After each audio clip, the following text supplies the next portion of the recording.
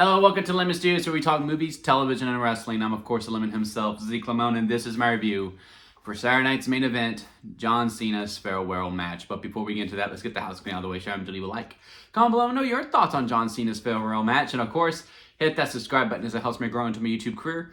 I would greatly appreciate it. Now, all that out of the way, let's get into it, shall we? So, man, this caused quite the uproar online. I mean, a lot of people were like kind of split right down the middle. I will say overall, my overall feed kind of leaned more towards how I felt about the finish. And that is that I liked it. I thought it was a very fitting end. I thought it made a lot of sense. I think a lot of the storytelling that went into place was very well executed. I mean, we talked about this on my SmackDown review, right? Not last night's, because we don't do that before special event shows, but the SmackDown before when Gunther won the tournament. And he looks in the camera, he goes, "I'm going to make you tap out." And we talked about it on my Raw review too, I believe, is that there is something very tempting to do as a storyteller and as a booker, right? That, yes, as a fan, I want John Cena to run out into the sunset, right? I want him to win it. I want him one last burst of Super Cena. I want him to overcome the odds. 1, 2, 3. Crowd goes into uproar. We all, so happy. We're crying. We're all doing different things. But there's something very, very tempting about the guy who promised he would never give up, right? Never give up, hustle, loyalty, and respect, facing the man, the young up-and-comer who prides himself on making people give up. On his final match, the guy who said he'll never give up would tap out. I said that. There was something very, very tempting about that. And that was overall the direction that they were going to go in. And again, I think it was great business. And I think Cena was really hitting it over the head all the way through. And I mean, just how the match ended as well. Like, I was under the assumption that I think Cena was going to win. I thought we were going to send the fans home happy. And, I mean, the whole match overall was really good. I mean, good hostile crowd from Gunther. He was eating it up all the way through. Good back and forth. I mean, Gunther was getting his stuff in early, which made me think, like, okay, yeah, we're going to do a standard Cena match where the bad guy's going to get all his stuff in, and then Cena's just going to come back and win. I was, like, all in on it, right? And then once the Avalanche AA or the Super AA, the Attitude Adjustment over the top rope happens, that's when I went, he's going to lose. And it was like this, when I said it out loud, everyone that was at my at my watch party at my parents' house, I mean, my dad, my stepmom, my brothers, were all going, "No, he's not, he's not gonna quit." But I was like, he's gonna lose. Cena is losing this match. There's no way. Now, I know, we've had some people kick out of the Super A. I think Cody did it at SummerSlam, but I don't know. It was something about that one that just felt very defiant, right? And then we hit into the second half of the match where, it was all about the sleeper. And that sleeper really felt devastating in a lot of ways. Now, as much as I loved and I mean, this was like my last two bursts of like hopes that happened when, they get him in the sleeper and Cena hits him into the rope and he breaks off, and then Gunther like gets it back in. Then they go to the other rope and he breaks out, and then Cena hits the AA. I was like, oh my God, we might do it. And then he kicks out. And then, excuse me. And then, what was the other one? When we did a sleeper, and even though we established that, oh yeah, no, he looks like he's passed out, we're going to go ahead and ring the bell. We're going to do the rope, we're going to do the arm thing this time. Pick a lane. like WWE, let's pick a lane here, and let's make it consistent all the way through. I like the arm thing more than as opposed to just a couple of pushes and like, oh no, he's asleep.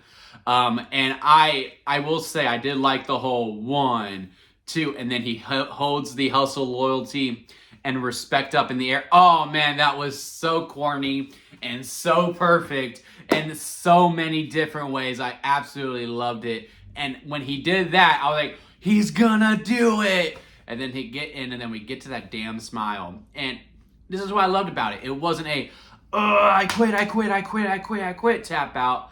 Kind of like, the Young Bucks did with Sting at Revolution. And I'm bringing that up because a lot of people are comparing the two finale matches. It was just a simple, I gave it my all. And this is a good reflection of the whole year. Cena has been saying for the whole entire year, I can't keep going. I can't keep up with y'all anymore. My time is officially up. My time is officially up. And then, it was just, he got him in and he knew like he was fighting out, and it was just one of those things of like, my time is officially up. The last time is officially now. It was a guy that was content with losing. He didn't necessarily give up. He tapped out, but he didn't necessarily give up. It was just a guy who was at peace of saying goodbye and letting go of this thing that he absolutely loved. And he did it by putting someone really over. I mean, the deflation that happened within that room. I haven't felt that kind of a deflation in the arena watching as a viewer since Brock Lesnar breaking the streak at WrestleMania. And, I said this on my immediate reaction on TikTok, and a lot of people are also saying, like, Gunther now needs to be booked like 2014 Brock. I mean, he needs to probably win the Rumble. He probably needs to win that world title, and he doesn't need to lose it for like 4 years or so. Just be this absolutely beast that comes through. And that sleeper now needs to be ironclad. And in a lot of ways, we've completely toned out the "you tapped out" chants when they did it to Jey Uso. Which, again, I go back and forth on. I don't necessarily, I think we have really established a sleeper as a whole, as a really good finisher. But now that Gunther does it, and when he does it, it should be ironclad. Because if Cena taps out, the guy who said he would never give up, the greatest of all time, arguably, get tapped out to it, then everyone should be tapping out to it.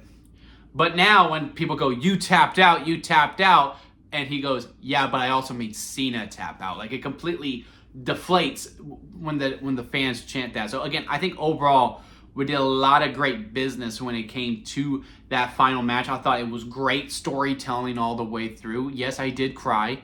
I'm not ashamed to admit it. I cried twice on the pre-show when they did the Make-A-Wish video. That was probably when I cried the hardest. I cried during that Make-A-Wish video more than I did during the actual match and the actual goodbye.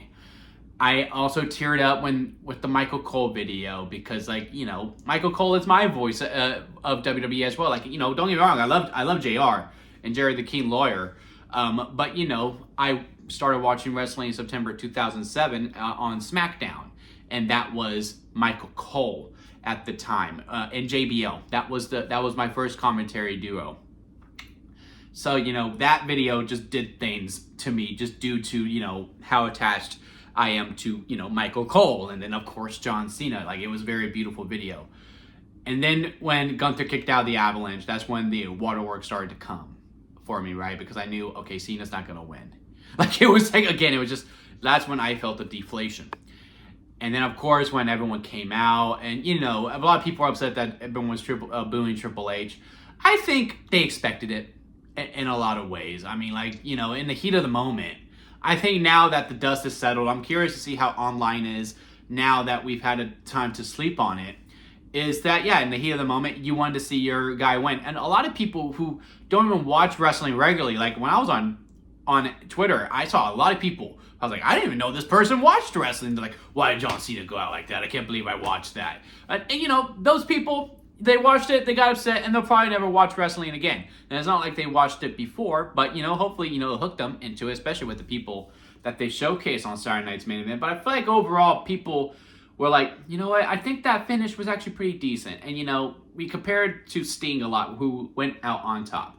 It's different circumstances, ain't it? Like, yeah, sure, Gunther is kind of established in a way, but he's not established like the Young Bucks were, who, if they lose, they are still very well made. Gunther was made, but to do this puts Gunther in a whole other league within WWE, while the Young Bucks at Revolution were already at the top of that stratosphere, right, within AEW. So win or lose, there's no projection for the Young Bucks, right? As for Gunther within WWE, here's John Cena, Cody Rhodes, Roman Reigns, The Rock, if you will. Gunther's like right here, he's pretty high up, but him able to do that to Cena now puts him up there with it, especially if we capitalize on it.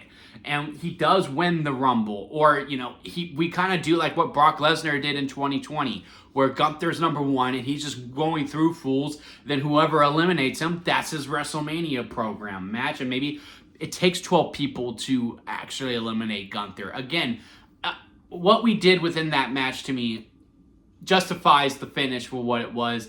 And then of course we had the video package afterwards, and that one got me crying as well. Like, oh my god, it's really over.